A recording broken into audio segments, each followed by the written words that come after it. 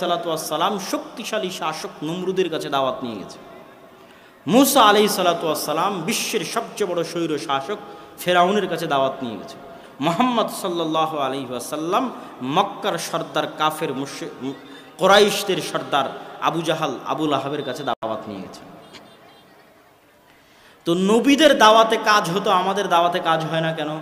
আমাদের দাওয়াতের মধ্যে ইখলাস নাই, আমাদের দাওয়াতের মধ্যে নিঃস্বার্থ ভাব নাই, আমাদের প্রত্যেকের দাওয়াতের মধ্যে স্বার্থ আছে। এটা আমি নিজে দেখেছি, আমরা নিজেরাও করেছি। অতএব অন্যের দোষ দিয়ে লাভ নাই, আমাদেরটা সহ সবারটা বলতেছি।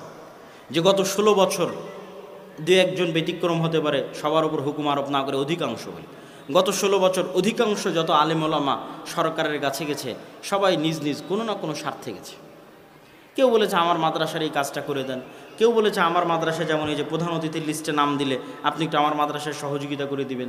আমি তো নির্বাচনের সময় দেখেছি যে প্রত্যেকটা চেয়ারম্যানের কাছে মসজিদ কমিটিগুলো যায় তার মসজিদের এসি চাওয়ার জন্য, অমুক চাওয়ার জন্য, তমুক চাওয়ার জন্য, যে আমার মসজিদে।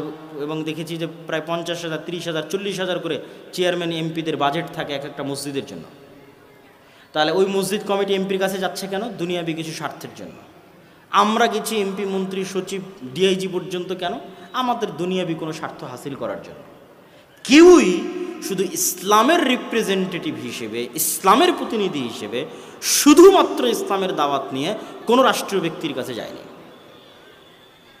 এটা অধিকাংশের কথা বললাম, থাকতে পারে দুই একজন, কিন্তু শুধু ইসলামের দাওয়াত নিয়ে গিয়ে বলবে লা আসআলুকুম আলাইহি আজরা ইন আজরিয়া ইল্লা আলাল্লাযী ফাতারানি।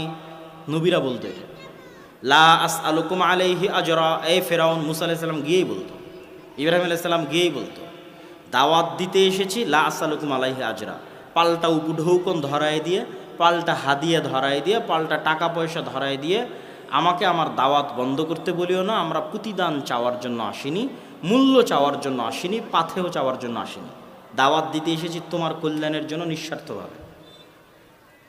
সুলাইমান আলাইহিস সালাম যখন হুদহুদকে দিয়ে চিঠি লিখেছিলেন রানী বিলকিসের কাছে,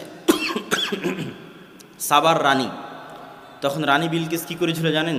চিঠির উত্তরে হাজার হাজার lakh lakh crore crore million million billion billion ডলারের হাদিয়া উপঢৌকন পাঠিয়েছিল পাল্টা চিঠির সাথে, যে সুলাইমান আপনার জন্য এই সামান্য কিছু পাঠালাম, আরও যদি কিছু লাগে তো আপনার জন্য হাজির থাকবে।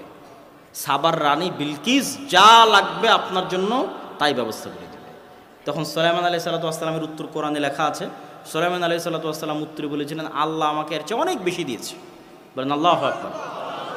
তুমি যা পাঠিয়েছো আল্লাহ আমাকে এর চেয়ে অনেক বেশি দিয়েছে। তা আমি ধন সম্পদের জন্য, টাকা পয়সার জন্য হুদহুদের মাধ্যমে তোমার কাছে চিঠি লিখে পাঠাইনি, দাওয়াত দিয়েছি নিঃস্বার্থ। দুনিয়াতে আল্লাহর নামে কারো শিরক চলবে না, শিরক বাদ দিতে হবে, আল্লাহর দাসত্ব মানতে হবে, নাহলে আমার বাহিনী তোমার রাজ্য ধ্বংস করে দেবে, মাটির সাথে মিশিয়ে দেবে।